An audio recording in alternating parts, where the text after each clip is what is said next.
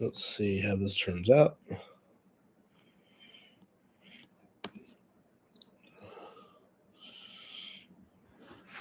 Ooh, look at my graphics. So there's this guy who wanted to work with me.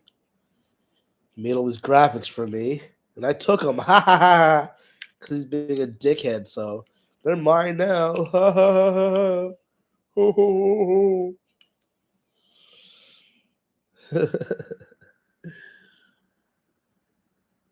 Ha ha ha ha ha! Ho ho ho ho ho! So I got to turn on.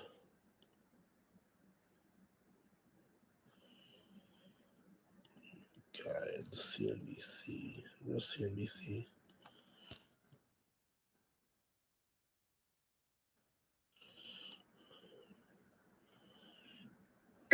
When your money's good, you feel good. CNBC. Here we go. Wow, I haven't watched Early CNBC payday, forever. fee-free overdrafts, no monthly fee. It's banking the way Wow, it should be. back to Wavegenius. Chime, the #1 most loved banking app. Dimebacks are mighty poisonous. Should get you to a doctor. Real cattle herd don't need no doctor. Let's drive this herd. It's okay to ask for help. Find a licensed therapist at BetterHelp.com. Welcome back to Squawk Box, everybody. The futures this morning are under pressure, have been all morning long. This comes after an update for the markets yesterday. Ted finally, is back. after The 6 down Wavegenius days. is back. But this morning, Dow futures off by about 208 points. The S&P futures down by 36. The NASDAQ off by 140. Now 7 continents in a row. 7 results from our CNBC CFO Council survey. ROTLFNFAO.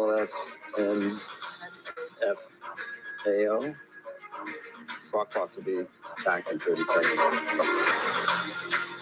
To adapt in a changing world, you could hire a professor of theoretical mathematics. We all know this equation, right? Wow, everything's Crunch changed. numbers Everything day is and different now. To maximize All these plugins which are profitability expensive are like cheap. I have quarterly numbers. They're beautiful. and forecast revenue from every corner of your organization. Is that important? Or you could use Workday, the finance, HR, and planning system that helps CFOs make better decisions faster. For a solve problems like a genius world, Workday for a changing world. We're back already. Surprised myself. Welcome back.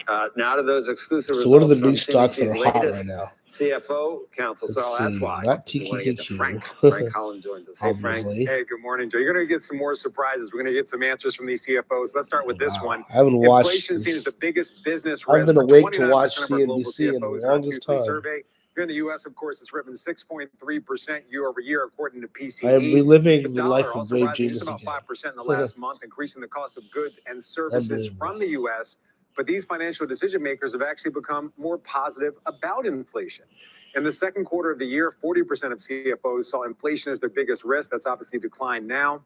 Other big changes, considerably less concern about supply chain, but considerably more concern about consumer demand as interest rates continue to rise.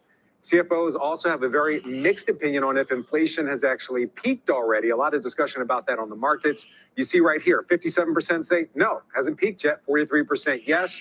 We get a fresh read on PCE tomorrow, of course. However, a clear majority support the Fed's rate hikes and increasingly hawkish tone. 71% say the Fed's either done a good or a fair job of getting inflation under control. Only 29% say the Fed is doing a poor job. And in this high inflation environment, well over a third see the healthcare I haven't slept at all, but this could be fun. Over the next 6 months, followed by energy and tech, with consumer staples and tech obviously here tied for the third spot. And keep in mind, that's with all CFOs saying we are either in a recession right now, or one is coming sometime in the next year. Almost half see a major economic downturn in the first half of 2023. Joe, back over to you. Yeah, a lot of those numbers, sometimes we say they don't add up. They kind of do add up, Frank, because if in this crazy topsy-turvy world, if wow, the these Fed's plugins doing are a made good for job me. against inflation, These plugins then are you've made gotta for acknowledge me. that there's probably going to be a slowdown or maybe even a recession. It just seems like that's what we're trying to do. Right. I mean, that's the Fed's Who's goal, that actually, to guy? slow down the economy. So Wow, there's a lot of new people on CNBC. Who's that guy? Ooh, Who are these people? if you said, are they doing a good job fighting inflation? After yesterday, you'd have to question that, I think. That maybe we don't want to go that route. Anyway, thank you, Frank. We got to run. Okay. They already were based on the 50 basis points to our 75. Yeah, right. Already before you already flipped. behind the curve. Yeah. All right, when we come back, some breaking economic data. We've got new jobless claims and GDP figures. That's next. Don't go anywhere. Squawk Box will be right back. Technology has changed so much in 3 years. Investment decision and independent research meets intelligent, curious minds. A world as wide as your ambitions. Investing smarter for the world you want. Columbia Threadneedle Investments. Camping World is America's used RV superstore with over 10,000 quality pre-owned RVs starting as low as $99.95. All pre-owned RVs come with a new mattress. Wow, I just rebuilt the entire website overnight. This is how I envision it. This is actually the way it should be. With the content up front. This could be fun. Or online at campingworld.com. Coming from Hawaii, we have a thing that we call ohana. Ohana is about family. And in Hawaii, we define family as everyone in your universe. And that's where City National Bank comes in. They truly understand our business. They take an interest to know where we're headed, and they understand the food industry. But they also understand our ohana, and no other bank does that.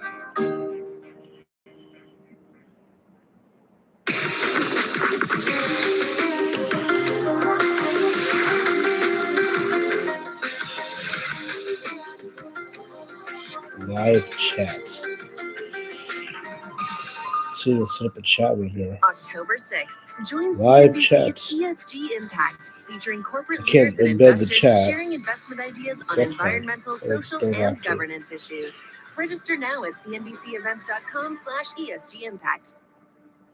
The CBS News app, streaming CBS News Los Angeles. And KCAL9. What does that mean? Hundreds of firefighters. Oh no! All on KCAL9. I CBS gotta News get my Los email Angeles list and back. KCAL9. Streaming on the This could be a CBS News really app big and Pluto comeback TV. to this Know website. more with the CBS News app. Like really Streaming big. CBS News Los Angeles and KCAL9 combined for more breaking news, more weather, and local stories. Let's take a look at these stocks here.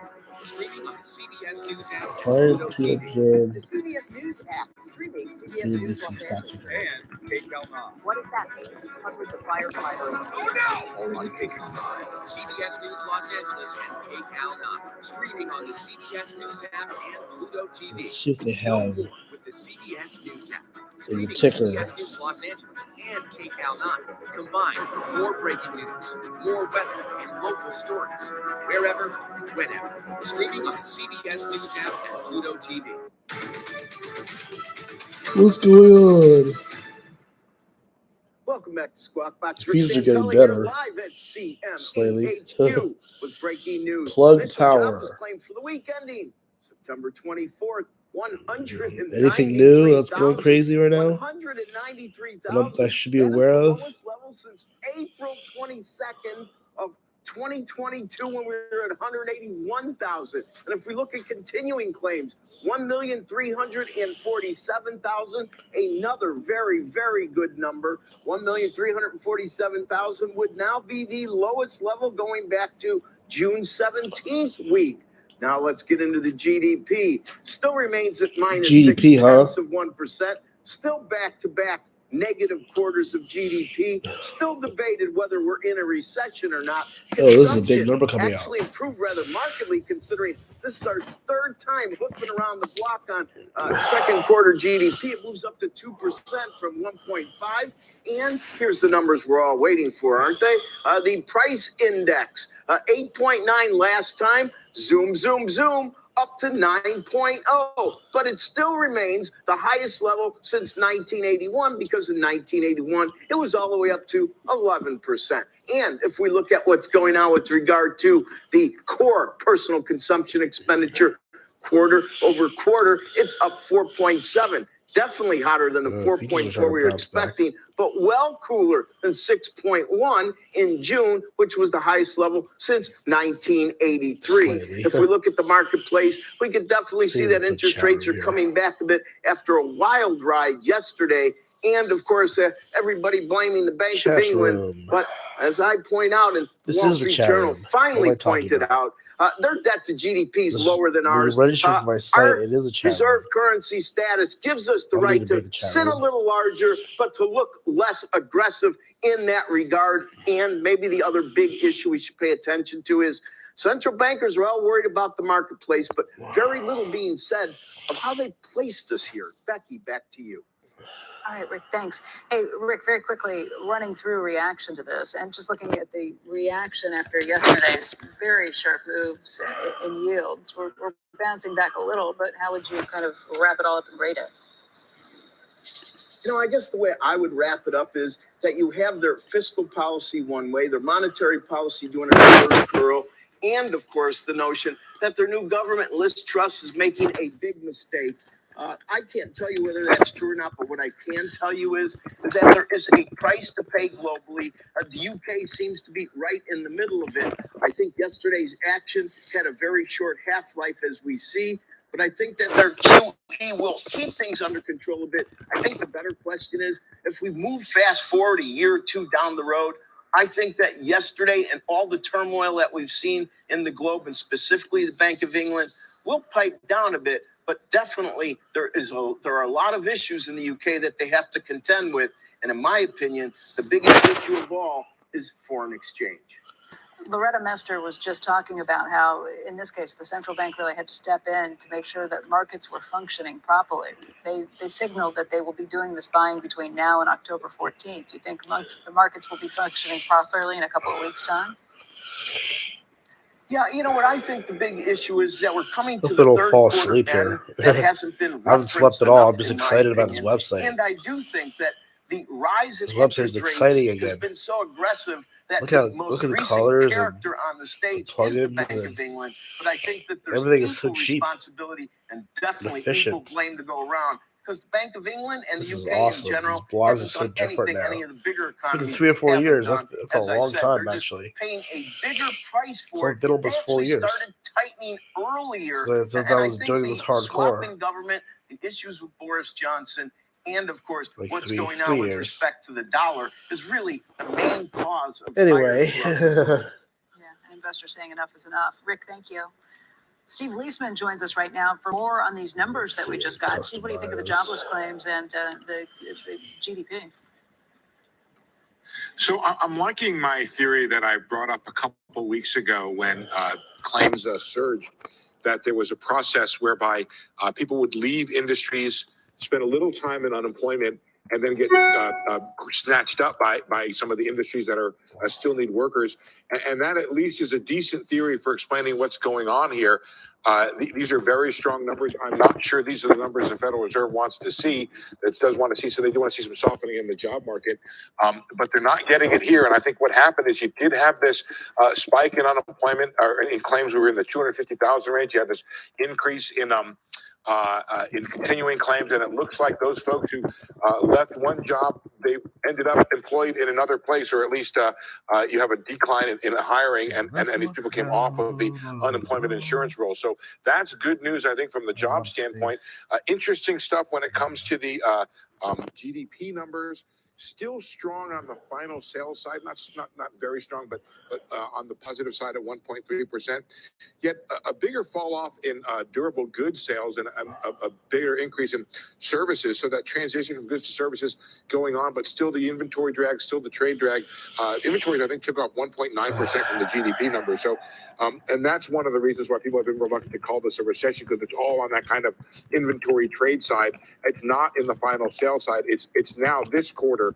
Becky, as you know, that we're going to be watching those final sales numbers. How well is the consumer doing? How good is business doing? To figure out if indeed something of a contraction of the economy or how much of a slowing of the economy is happening.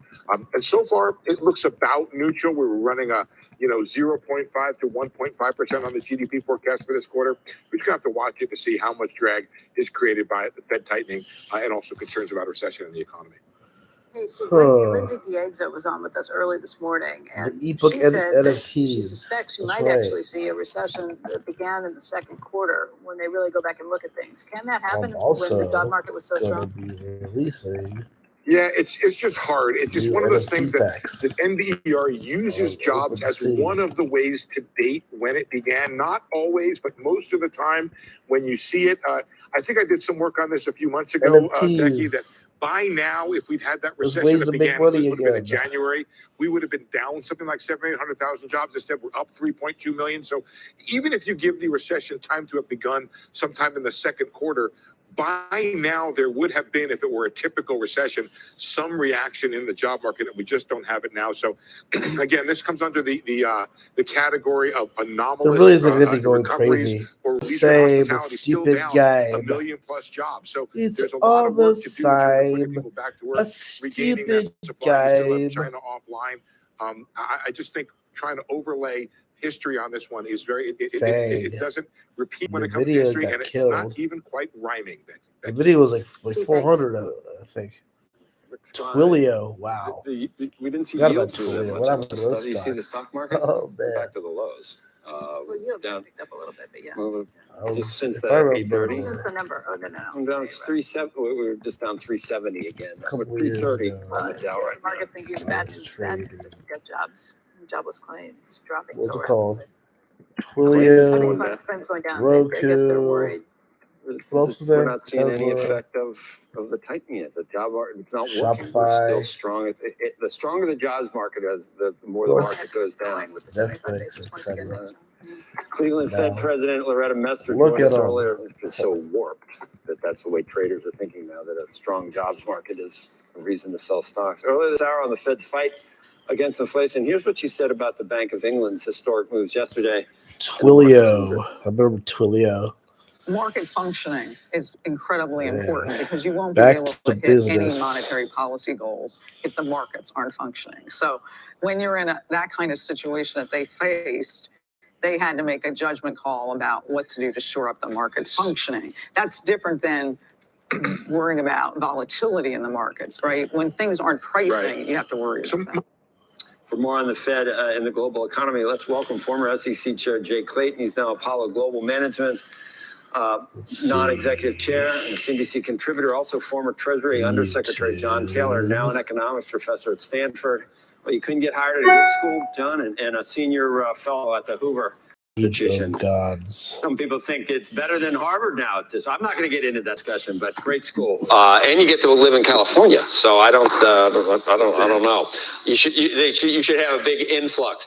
So she said, as long as Loretta Mester, as long as we don't have a dislocation in the markets, it'll be fine. Do you think that's on the horizon there? But for the grace of God, go us, John, in this country, if we keep raising quickly, or you think we're going to be okay? Everything's calm. I think we're going to be okay, but it has to be in a determined way. It can't be just surprises. I think surprises are what the market doesn't want to hear. They want to see that, hey, we got to do a little bit more. The Fed seems to be on its right track. Bank of England seems to be on the right track as well. But we need to hear more of that, I think, so that people are not surprised. I think the danger now is being surprised. Whoa, the future's getting killed now. Or out ordinary. I haven't seen you in a while, John. Future's getting It took a long now. time. I mean, I don't know what you did, the accommodation or the emergency measures when they started, I guess, a financial crisis. We stayed at those levels for a long time. Do you think that this is all what we're seeing now and how difficult it's going to be to get out of this? Do you think it has to do with policy mistakes that go back a couple of different Fed chairmen, or do you think a transitory mistake of not recognizing it was happening then? Do you think that's where the mess started? Well, I think that my own view of the Fed was behind the curve. A year and a half or so, it was clear they needed to start raising. They didn't raise. They're now on the way. I think if they just recognized that was behind, and we had a meeting out here not too long ago, how the Fed got behind the curve, what to do about it now. And I think the thing is, it was behind. Other central banks were behind as well, but now they're beginning to catch up. But if they can do it in a way that doesn't surprise the markets, look, the interest rate is low compared to the inflation rate. You pointed that out many times yourself. and we need to catch up, and the inflation rate needs to come down. But I think it come down in a way that doesn't harm the economy. That's the trick. That's what has to be done. And I think we'll be better off if that occurs that way. You could really be I told you so, John, and you're not that way. And that's gratifying to me that you think maybe there is a way out. JD, do you think it's not all is lost at this point? Can the Fed, walk this fine line and orchestrate? Should we hope for a soft landing? How about just a medium hard landing I'd settle for at this point? Look, I want to say that Loren's exactly right on market function. It was important because if markets aren't pricing, we don't have the signals we need to make decisions. But we are really focused on the Fed. And I think we're losing focus on the other important interconnected markets: energy, transportation, logistics, food. We're really focused on the rates of inflation market. They're all interconnected, and they're interconnected globally. What we were seeing with the UK here, I think, was the market saying, look, there's very little that the UK can do on its own here. We're stepping out of its interconnected nature around the funding market in the world. Rick was just talking about the currency. Steve saying how connected it is. Where we need to go, I believe, from a government perspective, is how are we shoring up supply in the energy, in the agricultural and food markets around the G7. That's got to be part of what we're doing here. Just talking about rates is not enough at this point. People in the UK, they're about heating their homes and feeding themselves. And I think that the government reaction there is a reaction to that. It's time for the G7 to start stepping up on these issues. John, you always wanted a more rule-based format for the Fed. Would that have worked in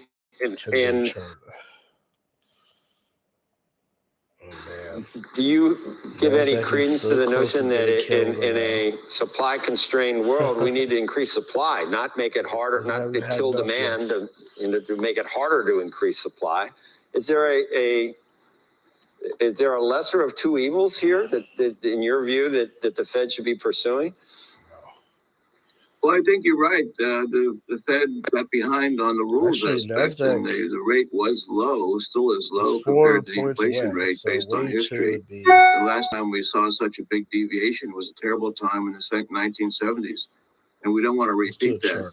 And so I think it's not really rocket science. It's pretty straightforward, and they have been behind. They're still behind, and they can do it. They can get back on track in a way that's clear to the markets. Hey, we know we've seen what's happened before. We've seen other central banks react as well, and so basically do that in a way that makes it clear. I think the Fed has become somewhat clear in the last couple months, last month or so, and so that's good. I think that it's reassuring to the market, and I think we should come out of this with minimum damage. And John, look, isn't the Fed's job going to be a lot easier if in those key markets, agriculture, energy, what we call transportation or logistics, that we're doing something on the supply side? What will be much easier to get where we want to be and much faster if we do those things as well? Yeah, you could. Absolutely. I think the supply side is important. It's not given as much emphasis as it should. I mean, that's tax reform, that's regulatory reform, and that's international aspects as well. And so we can't forget that. But I think the main thing now is, people talk about inflation. Why do they talk about inflation? Because it's high. Remember, I had Fed in a forecast of 2% or a projection of 2%. And it says it wants to come back to that. Again, I think it can do that in a way that is not slowing the economy. It can actually be speeding the economy up. Let's just hope that inflation comes down closer over time to what the Fed has said it is. And that will bring other central banks in line too, because other central banks are behind the curve as well now. That's why the dollar is stronger relative to other countries. Jay, that's what they tried to do in England. Cut taxes. That's it. I mean, look what happens when you try and do that. Now, look here, exactly, because it's not really credible as to whether that's going to solve the inflation driven by energy, food, transportation. But that's a supply. Right, but that's one of the supply siders say cut regulations and cut taxes and everything's going to be okay, and then they try it, and then then they had to back off on the tightening. Well, look, one country, 60 million people. Yeah, right. We're talking about it with a much lower debt ratio than us, and we're still forgiving student loans and building chip factories and reducing inflation with the climate change. I don't think that kind of fiscal stimulus tax cutting in England is going to change the energy markets around the globe. No, we need a much more coordinated approach. I hear you. Well, maybe we're doing that in the IRA. No, that's not possible. Thank you, Professor Taylor. Good to have you on today. I was kidding about Stanford. Wow, so that's really we took a tour of it, and it's for how old it is, they've made great strides. And I think they're number one this year. Close. Is it Harvard rankings? Yeah. We're higher than Columbia. Yeah. Coming up, Jim Cramer's first take on the trading day ahead. First, as we head to break, there's a news alert. Peloton can begin to sell bikes, treads, and accessories like mats and shoes at Dick's Sporting Goods. It marks the fitness equipment maker's first brick and mortar partnership. Squawk Box will be right back. You could buy a single stock and go all in on one company, or own the sector and invest in keeping good company. Is it so radical to be so radical? Before investing, consider the fund's investment objectives, risks, charges, and expenses. Go to sectorspiders.com for a prospectus containing this information. Read it carefully. Sector Spiders, the 11 sectors of the S&P 500. Power E-Trade's easy-to-use tools like dynamic charting and risk-reward analysis help make trading feel effortless. And its customizable scans with social sentiment help you find and unlock opportunities in the market. E-Trade from Morgan Stanley. With powerful, easy-to-use tools, Power E-Trade makes complex trading easier.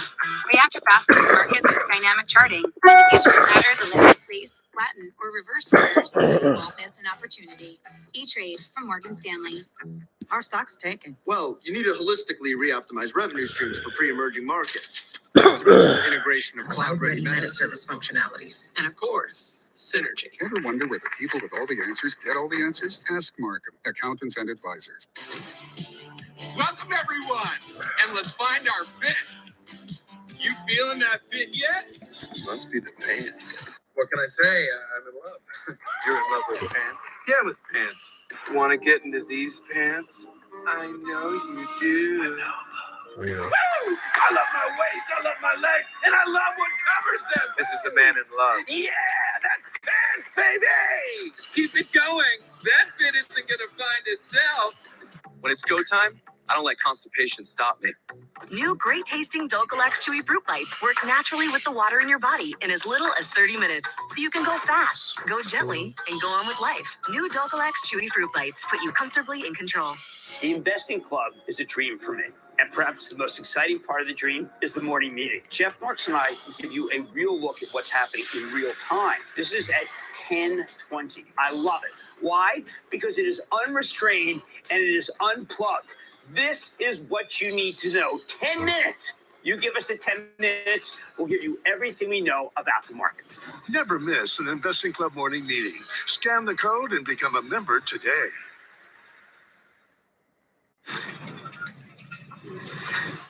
All right, let's get down to the New York Stock Exchange and check in with Jim Cramer. Jim, I want to ask you about this leg down that the futures took after the 8:30 data came out. We saw jobless numbers or jobless claims down more than anticipated, but you also saw the PCE and the core PCE and the GDP rise pretty significantly. I think for the PCE, it went from 7.1% to 7.5%. For the core PCE, went from 4.4% to 5.6%. And I guess that just tells us the Fed's going to have a lot more to do if we thought inflation numbers were coming down yet. Obviously, any bull would hope that those are rear view mirror, but those were strong numbers, and hiring remains very strong in a lot of the country. I understand Ms. Messer.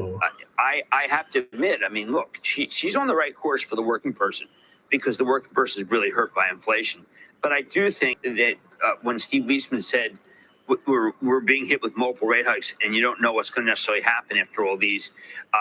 When you look at the numbers that we just saw this morning, they argue in favor of even more multiple rate hikes, and that I think is a shame because wow, I do think things are going to slow down, but they have not slowed down at all yet. Yeah, the Fed's stuck in a pretty tough position. They don't have any choices at this point. You can argue back about when they should have started raising. It was great to see you in person yesterday. It was great to see you too, Jim. It's been way too long. And that was a great conference, and I think that there was a lot of hope from a lot of people, but we have to go through some more pain before we get there.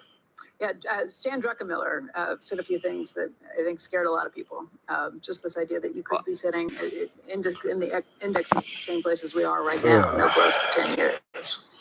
There's really nothing to trade right now. Painful. This is just all shit. I know Stan market from is the shit. 80s, and he's got outside views, and all I can say is I'd like to think that's not going to come true. Everything is shit. And that stocks are going to remain in good place. But you may wonder whether there's individual stocks that do a lot better than the index, and I wish he'd focus on that. But he's primarily focused on the big picture, which I think is right for someone of that kind of means, different from a lot of our viewers. Yeah, he did say that there would wow, be stocks that would be okay. Oil companies. Fuck that shit. When we've seen downturns like this or flat lines like that, it doesn't mean you're not going to get some 60%. Best performing stocks to 2022. Well, he's been a teller of truth. All oil stocks. I remember telling my partners at Goldman, wow, this business is going to be hard. There's so many smart people in it. But then he turned out to be the smartest person other than Dave Tepper. Really great people to see there, and Jim, it was a pleasure to see you. We'll see you again in just a few minutes. By the way, folks, don't miss Morgan Stanley CEO James Gorman. That is an exclusive interview that Jim has tonight on Mad Money. It starts at 6 p.m. Eastern Time. Squawk Box will be right back.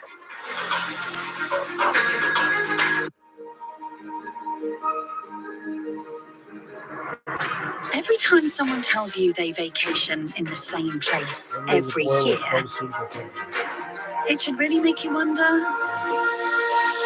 why.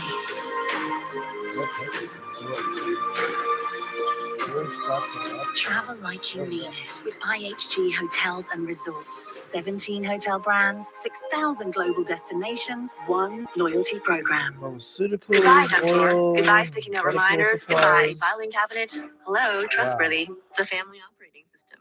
That's really With bad. Trustworthy, we have everything organized, optimized, and protected 24/7.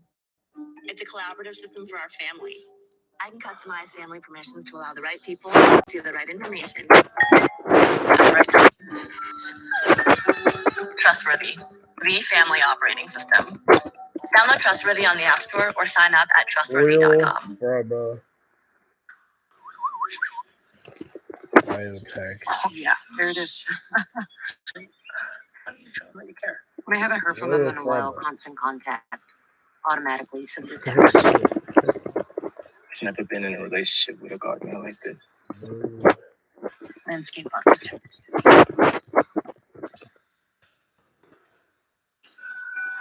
Wanna go spread some mulch? Well, this is a bad market. Our mission is to seek the truth. This is so find bad. the truth, and tell the truth. We have no panels, no pundits, and no opinion. Just the news. The facts, the truth, the news with Shepard Smith. Weeknights, CNBC. The CBS News app, streaming CBS News Los Angeles. And KCAL9. What does that mean? Hundreds of firefighters. Oh no! All on KCAL9. CBS News Los Angeles and KCAL9. Streaming on the CBS News app and Pluto TV. Can I predict the future this time? Can I call this correctly? This is what I do. I do for every day for the past 20 years. Like before 2020, this is what I was doing. 20 years. Unbelievable. What does that mean? Hundreds of firefighters. All on KCAL9. 20 years ago. Los Angeles and KCAL9. Streaming on the CBS News app and Pluto TV. No more with the CBS News app. Streaming CBS News Los Angeles and KCAL9. Combined for more breaking news, more weather, and local stories. Wherever, whenever. Streaming on the CBS News app and Pluto TV.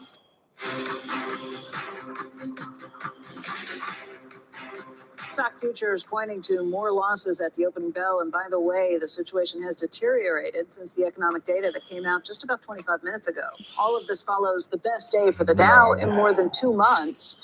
Joining us right now to talk more about what's going on in the markets is Gunjan Banerjee, Wall Street Journal markets reporter. And Gunjan, let's focus very quickly on that data that came out 30 minutes ago, or just under 30 minutes ago. People concerned about higher inflation levels and the idea that the Fed is going to have to continue to raise rates. Job market is still strong.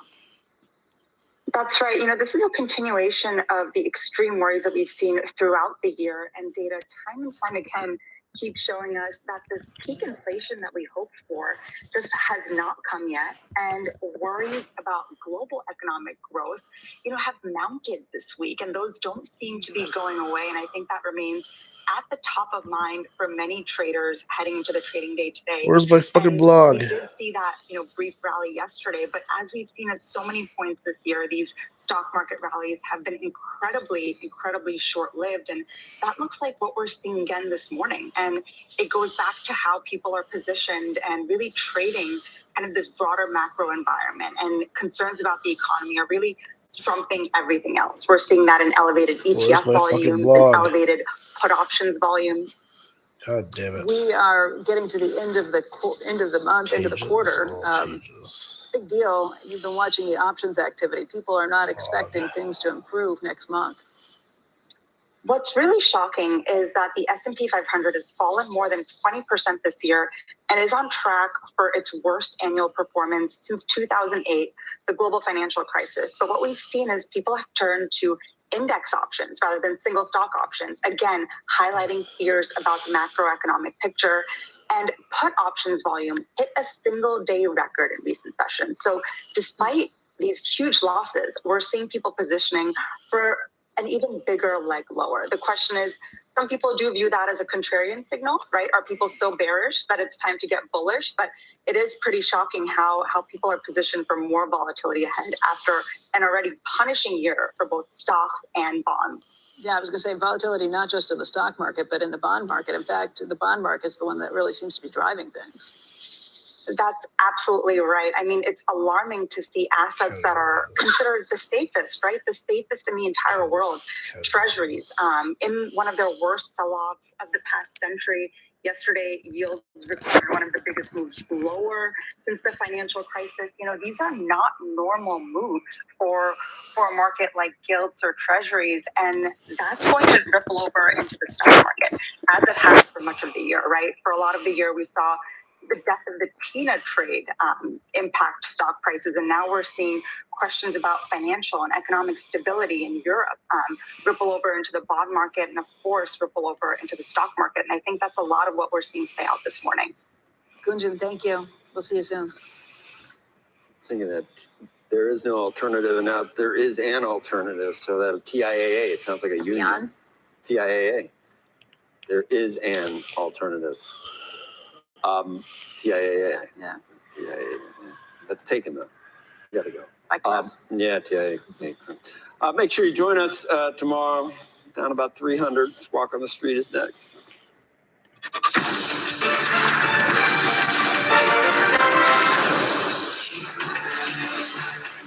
Good Thursday morning. Welcome to Squawk on the Street. I'm Carl Quintanilla with Kramer and David Faber. Stocks are going to give a lot of yesterday's rally back as revised Q2 consumption and inflation We're at data runs crucial Planes back support. below 200K. We're watching the damage from Hurricane Ian. This is so Nike bad. earnings tonight. A roadmap begins with inflation jitters continuing to jolt markets. Futures point to another lower. Officials say My butt slipped. restricted enough yet. Plus, Apple's demand concern. Bank of America downgrades the stock this morning, pointing to signs of a weakening consumer. And, quote, affordability challenges. CarMax blaming widespread inflation pressures for a sharp sales decline. And the shares of that company are tumbling ahead of the open. Let's begin with the markets pulling back after yesterday's rally. Jim, a lot of these revised numbers, core PCE consumption or Q2 numbers, but claims lower since April? You listen to Ms. Mester talk tough, and then you get those numbers. It's very difficult to say, well, she's too hard on what they're doing, because those claims were, I don't want to say they're bad. I want people to have jobs, but their claims are too hot. And David what we continue to see is big macro data not giving the Fed what it needs, even as we do micro data on companies, for instance, like on a CarMax, and we say, wait a second, why they may be working, but they ain't buying. Their service, they're going out. Restaurants are big, travel's big. Expedia told us that. But if I were on the Fed, I'd say, hey, I got to keep this up. You got to keep it up in part because of what you come back to time and again, which is wages and jobs and the not creating the weakness there. I know that you're not into my camp, but I understand part of it. I do. I have James Gorman on tonight. I'm going to ask about that Morgan Stanley. I don't know if you caught that. But here's what's happening. I'm going to make it very clear. I'm going to say it again. Yeah. The Fed wants to see people more worried about their jobs. They'd like to see job loss. The Fed wants to see your house go down, and the one that you really hate, the Fed wants to see your portfolio lower. Because that's spending. They need to. What controls spending? Your job, your portfolio, right? Yeah. Those are they control spending. All true. You know, I did have. I think we may have this teed up because John Gray joined me yesterday at Delivering Alpha, along with Whitney Wolf Hurd. Yeah, I got a contact. But he had some comments on inflation that I thought were interesting, Jim, and actually point to some of the questions/concerns that you have. Take a listen and focus at the very end of his comments here on the labor markets. I would say inflation has begun to slow, certainly. We see it in shipping costs for the manufacturing companies.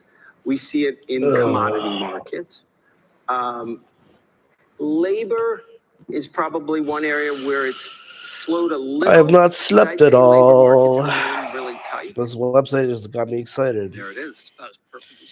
I built this thing overnight, and the traffic is coming back pretty quickly. That's why I wanted to use it because it does go to the point you've been making. Labor markets remain tight. And by the way, this is Blackstone, which has many portfolio companies in varied industries, and so can give you a reasonably good snapshot of sort of some of these markets. Yeah, I mean, you listen to Jonathan Gray, he's got no accent, but he wants to get it right, Carl. And what it says is the Fed cannot stop until we have major job losses. Right now, where are the job losses? They're at Bed Bath & Beyond. Well, they're doing terrible. They're at DocuSign. Well, they're doing terrible. They're at Peloton. Well, they're doing terrible. What are the great companies other than Goldman Sachs that are laying people off? And the answer is no. And I never want to root, it always sounds harsh, for firings. But when the good companies lay people off, that's when it will be done. B of A's got some charts out today. What is your main concern about the economy in a recession in terms of job security? Say, take the tranche less than 50K, 25%. Don't worry about their job security. I assume you think that number needs to get higher. Man, I remember in 1980, 81, when I was doing Reagan about to come in, everyone was worried. Everybody was worried about their job. I was worried about my job. I would get up in the morning and say, am I going to get laid off today? You know, and you're thinking about, you're not thinking about, hey, I'm taking a trip.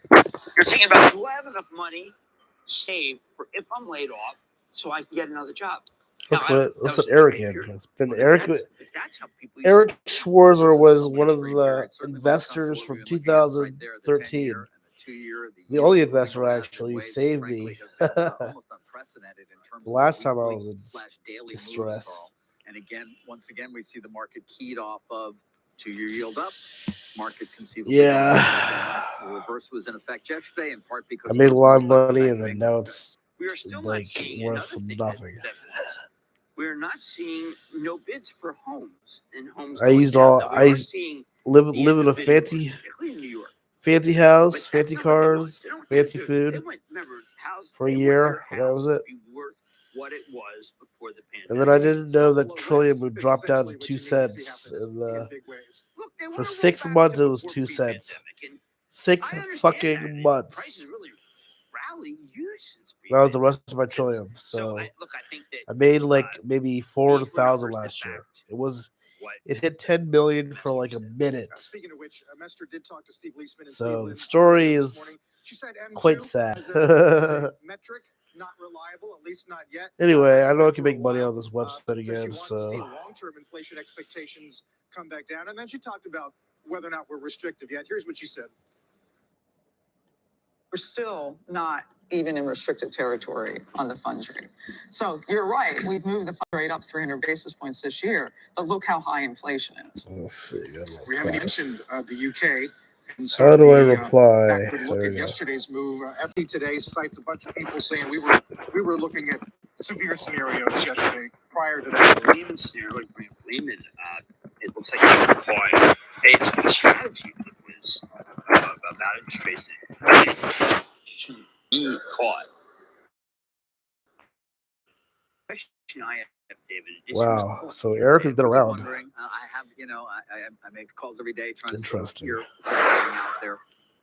I'm sure there will be, especially with moves like they're daily in terms of Eric has been around. Right now, Jim, I don't know of any big blow-ups to tell you about at all. I know people are Despite concerned me about being it. an asshole. At the same time, given the volatility on the equity side, nobody wants to put that incremental capital to work. They're afraid to do that too. Nobody wants to take a lot of risk. That's the period given these kinds of moves. And the only IPO you did have, Porsche, was seen as being a blowout. It's going to be fine, but it's not going to be perhaps the euphoric reception that some had hoped for that might even sort of add to animal spirits. No, and I think, Carl, that I look at the CarMax story today. Used cars are in this. They're in the CPI, and they're going down. But again, it won't be till October that year over year they're down, even though CarMax quarter was obviously horrible. The only thing that I fear about, and I know I was very thank you to Steve Leisman for mentioning they know nothing. What I'm concerned about is that if you look at that website. The 17 rate hikes we had. That looks pretty. From the 2000 period up until the housing crisis. For the last 4, everything seemed great to them. But we had rot underneath. We do not yet have rot underneath, which is making so that they can continue to go. But I think that the idea, what I called for last time, is like, okay, let's take it a little slower. Let's be more prudent. Let's in November maybe do 50. Let's not stress the system. Let's not have something like England because it's not worth it. You can take things up slower. It's more prudent. And I think Jay's a prudent man. So I'm betting he doesn't do 75, because there's